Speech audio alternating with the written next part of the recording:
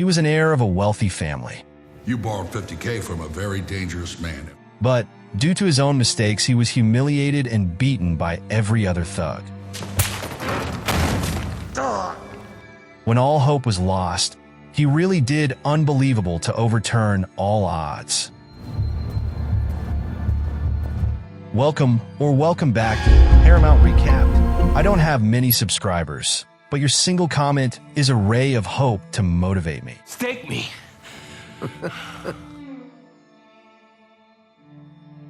It opens with a young man sitting by his grandfather's hospital bed, a tear rolling down his cheek. His grandpa hits him with some tough, soul-searching questions, mostly about what he plans to do once the old man passes. What you're worth when I leave? The young guy tries to reassure his grandfather, but it's clear he's not really convincing anyone, especially himself. Fast forward to after the funeral. Instead of sticking with his family, he heads straight to a hidden gambling den located in a huge mansion. Here he settles in at a blackjack table, betting everything he's got. He wins big, but doesn't stop there, placing even bolder bets until he loses a whopping $80,000. Pretty crushed, he wanders over to the bar, where he runs into another guy. They end up making a simple wager, highest card wins, and once again, he loses, blowing his last bit of cash. Congratulations. Before he leaves, the casino owner, Lee, pulls him aside. Lee's concerned about the guy's mounting debt and warns him that he's already $240,000 in the hole. He gives him 1 week to pay it back or face fatal consequences. The young man leaves and scrambles to borrow $50,000 from a loan shark named Neville Baraka. Stake me 50 grand. He goes back to Lee, handing over $40,000 and keeping $10,000 to keep gambling. He wins $24,000 at blackjack, but then gambles it all on a single roulette bet, betting on black. He loses everything. Team Red. At dawn, he heads straight to work. He's a literature professor, What lies behind every controversy about Shakespeare? and he walks into his class with barely any sleep. During a discussion on Shakespeare, he goes off on a tangent, saying talent is rare and not everyone's got it, even if they think they do. He compares it to sports, where most people accept they'll never be pros. If you're not a genius, don't bother. He tells his students if they're not brilliant at what they want to do, they might as well quit. Then he points out some students, including a standout athlete, and finally singles out Amy Phillips, a quiet girl in class. He insists she's the only one there, including himself, with any real literary talent. Every person in here is Miss Phillips. He asks if she had any special support or advantages growing up to develop her skills. Turns out she didn't. She was just naturally gifted. Later, he visits his mom, Roberta, at her estate, hoping she'll bail him out. She sees through his reckless behavior and refuses to help. You have to understand, I've said goodbye before to people I love. With 6 days left to pay Lee, he considers borrowing from another loan shark, Frank. This would put all his debt under one lender, buying him some time. But Jim's asking for a sum way beyond Frank's usual limits. Frank agrees only if Jim admits he's a reckless gambler, not a respectable man. Jim's too stubborn to say. I need this money because I am a scumbag gambler. Next class, Amy approaches him, questioning if he really believes in her talent or if it was just something he said. She knows about his gambling habit since she works as a waitress at Lee's place and has seen him blow thousands. He shuts down, not wanting to discuss it, so she brings out his book, asking him to sign it. She throws his own words back at him, wondering if he wrote it because he truly meant it or just to impress others. You believed in it or because you thought this is what people wanted? Feeling cornered, he refuses to have that conversation. She asks what he truly wants in life and hints that she'd like to go to dinner. We're not having this conversation. I want to go to a restaurant.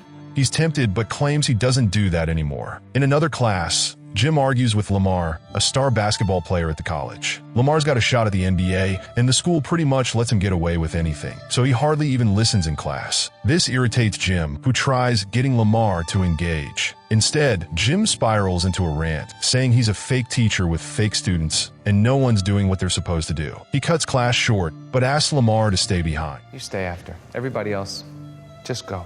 Turns out Lamar actually wanted to talk, though he didn't know who to approach about his issues. And that's where things get interesting. So, Lamar's a basketball star, and everyone around him just feeds him what he wants to hear. Lamar, but I don't want to be Lamar.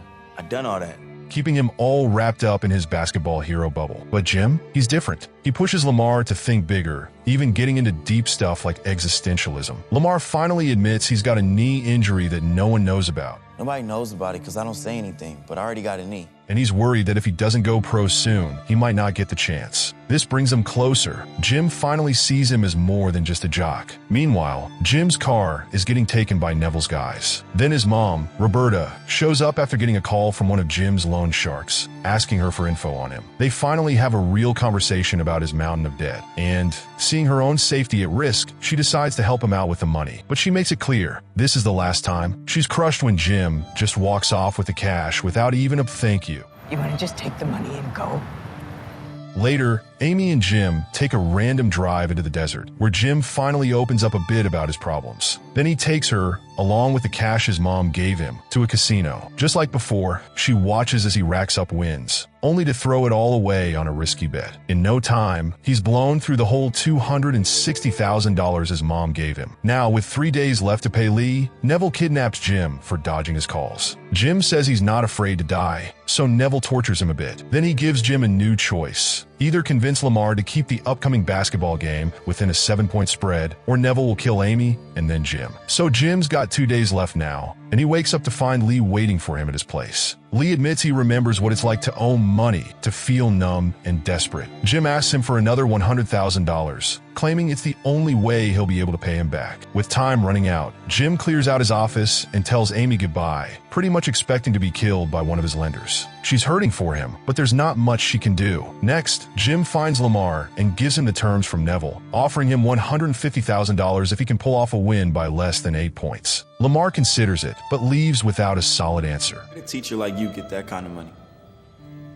Unsure of Lamar's decision, Jim heads over to Frank, who gives him a reality check, telling him to quit while he's ahead and maybe think about low-risk investments for once. Despite his usual limits, Frank decides to loan Jim the money to cover Lee's debt, but with a harsh condition. If Jim doesn't pay him back, Frank will go after everyone Jim cares about. Instead of settling his debt with Lee, Jim asks to borrow even more, another $150,000. Lee's guys don't take this well and rough him up, but Jim insists it's the only way Lee will see any of his money again. Against his better judgment, Lee hands him the cash. Jim quickly passes the $150,000 to Lamar and sends Dexter, another student, to Vegas with $260,000 to place a bet on the game. On game day, Lamar keeps his end of the deal, making sure his team wins by fewer than 8 points. Jim's Vegas bet comes through, and he finally has enough to pay off Neville. He plays it cool, pretending he knows nothing about the Vegas bet, and Neville, now paid in full, warns Jim he never wants to see him again. With Neville out of the picture, Jim still has to settle with Lee and Frank. He gets them both to meet him at a gambling den in Koreatown. He risks everything on one spin at the roulette table, putting all his winnings on a single bet, and miraculously he wins. He walks away from the table, leaving the money for Lee and Frank to pick up, refusing Frank's offer of the extra cash. Finally, without a dime to his name, but more content than he's been in a while, Jim walks across LA to Amy's apartment.